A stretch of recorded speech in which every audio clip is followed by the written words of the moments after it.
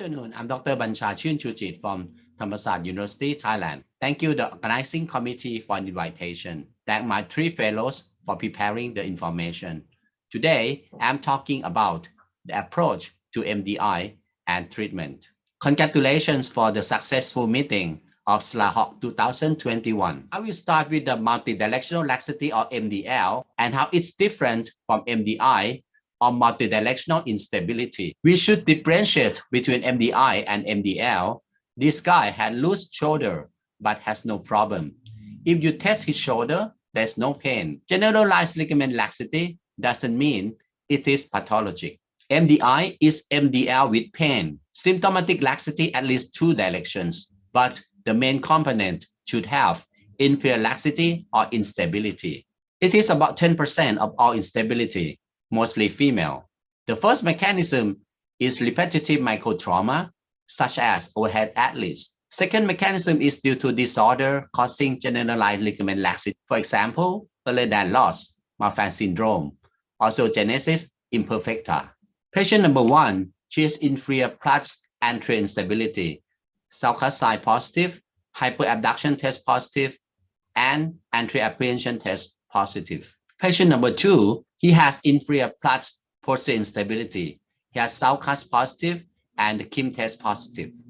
Patient number 3, she has global instability, inferior plus anterior and posterior instability. She has Salcocite and hyperabduction test positive, anterior apprehension test positive, and Kim test positive. MDI can be classified into 3 groups according to Pagnani and Wallen classification: born loose, torn loose, and acquired loose. Type 1, born loose. It is congenital MDI, global instability in all 3 directions, high Brighton score. For example, earlier than loss, Marfan syndrome, osteogenesis imperfecta. This is a true MDI. Do not operate in this kind of patient. Type 2, torn loose. Patients start with asymptomatic MDL and become symptomatic after repetitive microtrauma or single macrotrauma. This patient is a very active rugby player. I treat him since he was a boy, but finally he becomes an MDI guy. Intra findings, the spatula scapulolabral recess and labral tear. Type 2, torn loose, always needs surgery. Type 3, acquired loose, is the MDL with repetitive microtrauma, usually from overhead sports such as swimming, baseball, racket sports, tennis, badminton. Intra-finding, there will be patella scapulolabral recess with no labral tear. Always start conservative first, surgery if indicated. MDI with posterior instability is a very common scenario. We can classify into 2 groups, voluntary and involuntary dislocation. The voluntary group can be classified into positional and muscular dislocator.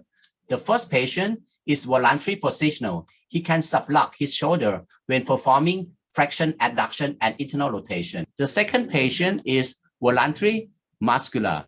He can dislocate the shoulder by muscle contraction, non-positional dependent. And the third patient, she is involuntary dislocation. She cannot control her shoulder dislocation. MDI sign symptoms.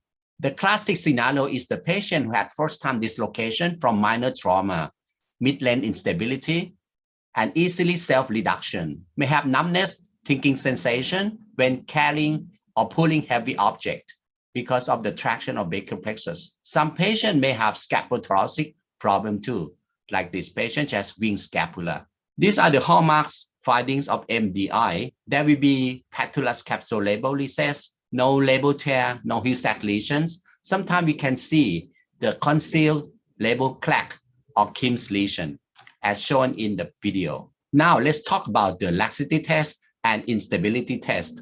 The laxity tests are the tests that show joint laxity but not producing pain. For example, anterior and posterior drawer test. The patient needs to relax and drop the arm down. We can translate the shoulder front and back and not producing pain. Salcocite is another laxity test. It represents the inferior laxity. Hyperabduction test more than 95 degrees also represent the inferior laxity. Brighton score more than 4 represent the generalized ligament laxity. Instability test is a laxity test that produce pain or apprehension symptoms. For example, anterior apprehension test. This test should be done very gentle because the shoulder can be dislocated during the test. 45 degrees represent the mid-length instability, more than 90 degrees represent the end-length instability. Painful hyperabduction test is considered as inferior instability test, but the hyperabduction test without pain is the laxity test. Painful jerk test is another instability test that represents the posterior instability sign. Kim test. This video is 16 years ago when I visited Dr. Sung Ho Kim. This is a very good test for posterior inferior instability. We start most patients conservatively. We strengthen the rotator cuff and the periscapular muscles. Most surgeons agree that we should try conservative treatment intensively at least 6 months before jumping to do the surgery. Outcome is very good in bone loss and acquired loss, and they respond very well with conservative way up to 90%. But in torn loss group, only 16% had good outcome. More than 80% need surgery. This 21-year-old MDI lady, after 6 months of conservative treatment, she become more muscular. The laxity and instability test getting better. Here is a young girl with involuntary shoulder subluxation. Look at her scapula, it's unstable. After I immobilized her scapula, the shoulder subluxation stopped. I remind her to do the scapular retraction with figure 8 and train her periscapular muscles. She is getting better after 6 months, really happy, and less uncontrolled shoulder subluxation. A lot of studies shows that MDR in the young may improve over time, so initial conservative treatment is always advised. The indication for surgery if the conservative treatment fail at least 6 months in MDI with labral tear, with involuntary instability, or with persistent painful jerk. The goal of surgical treatment is to restore the labral height, tighten the joint capsule, balance loose ligament, and repair the labral pathologies. The examination under anesthesia is important to determine the degree and direction of the dislocation. We published the TU supine position. It's good for the shoulder instability surgery. This position had less gravity effect and very comfortable for the surgeon and the patient during the surgery. Just regional anesthesia is needed. I prefer these triple instability portals. I start with posterior Kim's portal, 2 centimeters from the posterolateral corner. This portal is good for viewing and working, especially for the posterior and inferior labral repair. Followed by the anterosuperior portal, it's just in front of the AC joint. The last portal is anteroinferior portal. It's just lateral to the coracoid and above the subscapularis. Try to find the hidden lesion. This is a Kim's lesion. It's a concealed labral crack lesion at 6 o'clock. I refresh the repair site by fully detach the labrum. I'm not a fan of capsular plication. I find better results when fully detaching the labrum. I call this capsulolaboplasty, proposed by Dr. Sung Ho Kim from Korea. I start at 6 o'clock position, and I prefer a double loaded anchor. Pancapsulolaboplasty was done from 3 to 6 and 6 to 9 o'clock. Finally, we always close the rotator cuff interval. We need at least 2 stitches. I also close the posterior portal. I try to close all the defect of the shoulder. Here are some cases. 24-year-old man, recurrent shoulder dislocation since he was 16. Shoulder examination showed anterior apprehension positive from 45 to 120. Posterior Kim test positive. I first saw him since he was a boy and treated him conservatively for 8 years. MRI had no labral tear. He is very active in sports, and finally, he had torn labrum. This is a good example of torn loose patient. Finally, I did the pancapsulolabal repair for him. From 3 to 6 and 6 to 9 o'clock. 25-year-old man, he's failed conservative treatment. He had anterior, inferior, and posterior instability with no labral tear. So I plan to do pancapsulolaboplasty for him. I did the rotator interval closure and pancapsulolaboplasty, and his X-ray after surgery is getting much better. Here are some complications. This MDI patient was operated by Bancha repair without inferior capsular shift. So after surgery, the patient had painful inferior subluxation. This MDI patient after failed 3 surgeries. This MDI patient after failed 4 surgeries. This MDI patient after failed 10 surgeries, both sides, because she's bone loss earlier than loss. Take home message. MDI is not MDL.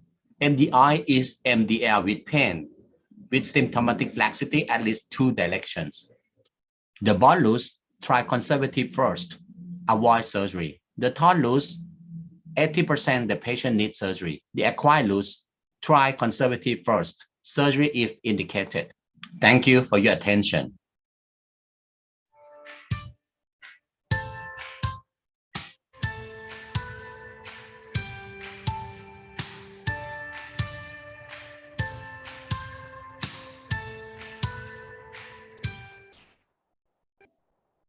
Muchísimas gracias. Continuamos con el doctor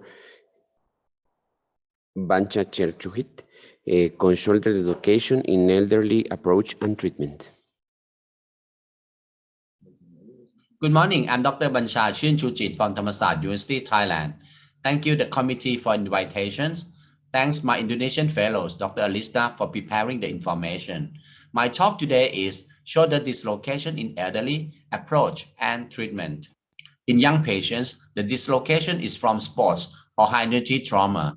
In elderly, it's different, always associated with low-energy trauma, such as simple fall on outstretched hand. Because of changes in tissue elasticity with age, the pathological spectrum and prognosis is different from the young patients. This is a distinctive bimodal age pattern in terms of recurrent instability rate. The prevalence of recurrent instability after first dislocation is 90% in young patients. It was much lower in patients over the age of 60 as 30%. In young patients, anterior dislocation often causes labral tear or capsular tear. In elderly, often disrupt the rotator cuff, and many times the cuff already thin before the injury is rarely affect the glenoid labrum. In elderly, many associations with rotator cuff tear, such as GT fracture, nerve injury. Recurrent dislocation may happen if there are large or massive cuff tear or anterior glenoid limb fracture. The shoulder stabilizer composed of static and dynamic stabilizer. Either anterior or posterior supporting structure need to be disrupted before the anterior dislocation to occur. In young patients, static stabilizer is more important, but in older patients, dynamic stabilizer play a bigger role. In this study found that in younger patients, the labral attachment was weaker than cuff. So labral tear is more common than cuff tear. In older patients, cuff was weaker than labral attachment. So the cuff and capsular tear is more common than labral tear. Older patients always have pre-existing cuff disease, so the cuff tend to fail rather than the anterior labrum after dislocation. The rotator cuff muscle strength reducing by half. It will increase the displacement by 50%. Rotator cuff tear could result in abnormal glenohumeral translation. Small tears result in anteroinferior translation, and larger tear result in more direct anterior translation. The persistent pain and weakness more than 3 weeks after anterior dislocation, we should think about the rotator cuff tear. The persistent weakness was often mistaken to nerve injury. Both lesions may be present after anterior dislocation in elderly. We call it the terrible drag. These are the clinical X-ray of 3 types of shoulder dislocation: anterior dislocation, posterior, and inferior dislocation. Shoulder reduction must be gentle and steady. Use traction base is safer than the leverage base because fracture neck of humerus can occur, especially if the patient has GT fracture, large heel sac lesion, or unrecognized humeral neck fracture. I prefer the traction counter traction with additional lateral traction. It's easy, safe, and good for the patient who had no rotator cuff to depress and reduce the humeral back. This is one of the leverage techniques. You should avoid to do this in elderly. Otherwise, this can happen. Iatrogenic anatomical neck fracture. You need to do shoulder replacement instead of conservative GT fracture.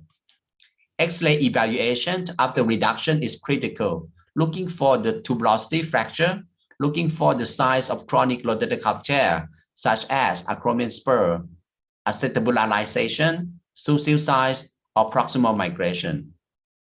CT scan will be helpful to evaluate the osseous abnormalities. When should we do MRI? It's indicated if the patient is older than 40 with persistent pain and weakness more than 4 weeks after the dislocation to evaluate the rotator cuff. Conservative treatment is appropriate for the first-time dislocation, no or non-displaced GT fracture, no cuff tear, and stable after the reduction. Short immobilization for 7 to 10 days. Weakness after reduction, why? It can be from rotator cuff tear, can be from axillary nerve injury, or from brachial plexus injury. We must examine the rotator cuff function one by one. This patient have massive cuff tear arthropathy, that's proximal migration with superior escape of the humeral head. The muscle atrophy can be happen in both cuff tear and nerve injury, but more common and severe in nerve injury than cuff tear. These are the incidents of nerve injury after dislocation. The most common is axillary nerve, 37%. Axillary nerve palsy is always temporary and resolves between 6 weeks to 1 year. Consult the hand surgeon to be part of your team. This is a treatment algorithm for shoulder dislocation in elderly patients. First, you need to address the pathology, degree of labral and cuff tear. Is it repairable? Any pseudoparalysis? Any bone loss? Any arthritic change? The treatment may vary from labral repair, cuff repair, HCR, or even shoulder replacement. You need to think about what is the main problem. In partial cuff tear or small size cuff tear, the main problem is labrum, so just repair the labrum. In medium size cuff tear, the main problem is both, so repair both. In large size tear, the main problem is cuff, not the labrum, so just repair the cuff. This is a very simple algorithm. The recent article summarized that the outcome of cuff repair in shoulder dislocation in elderly provide a good outcome, similar functional outcome compared to the uninjured side. I will start the first scenarios. Labral tear, heel-sac lesion, partial thickness cuff tear. 70 years old lady. She had shoulder dislocation from minor trauma. Just pushed up herself from the toilet. After that, she had 3 more dislocation. Anterior apprehension test positive and rotator cuff intact. From X-ray and MRI shows that she has partial thickness cuff tear, anterior labral tear, and large heel-sac lesion. Intra finding there is large heel-sac lesion with anterior labral tear. I did the limb result first, followed by anterior labral repair. 2 years after surgery, she had very good outcome. The second scenario, medium-sized tear with labral tear and small heel-sac lesion. 56-year-old lady. She had traffic accident with full-time recurrent dislocation. Examination revealed job test positive and anterior apprehension test positive. X-ray and MRI shows medium-sized cuff tear with anterior labral tear and heel-sac lesion. This patient, the main problem are both rotator cuff and the labrum. So we need to fix them both. I start with anterior labral repair, followed by double row rotator cuff repair. 1 year after surgery, she's doing well, good shoulder function and good stability. The third scenario, massive repairable cuff tear with no labral tear. 68-year-old female, she had left shoulder dislocation. MRI showed massive rotator cuff tear. Intra of the labrum is normal. The cuff is massive L-shaped, but retractable after extensive release. So I did the double row hybrid repair. And this is a final double row hybrid repair. It looks very stable. 2 years after surgery, the patient doing well and MRI show good healing of the rotator cuff. The fourth scenario, massive irreparable rotator cuff tear with no labral tear, no arthritic change. 60 years old lady, 5-time dislocation. X-ray and MRI show proximal migration, lost Gothic arc, narrow HI. Massive, irreparable rotator cuff tear, supraspinatus and upper infraspinatus. No bank cut lesion, no arthritic change. What would you do? She's 60. She's too young to do reverse shoulder toplasty. So I did the arthroscopic superior capsular reconstruction using tensor fasciolata for her. 2 years after the surgery, the patient have good X-ray and clinical outcome. We can restore the Gothic arc and HI, and the graft healed nicely. The last scenario, neglected anterior dislocation, severe bone loss, and pseudoparalysis. 73 years old male, neglected shoulder dislocation 9 months after the injury. The X-ray and CT scan show anterior dislocation with large GT fracture. So we decided to do reverse for him. Shoulder dislocation in elderly is not the same as the young, always thinking about the cuff and nerve injury. Reduction must be gentle and careful to avoid arthrogenic fracture. Treatment options depend on many factors and may vary from minimal invasive arthroscopic surgery to maximal invasive shoulder replacement. So we need to understand this algorithm very well. Thank you for your attention. I would like to invite South Latin America friends to Thailand next year. We have the combined meeting, TOSM APCAS meeting, July 2022. See you again next year in Pattaya. Thank you.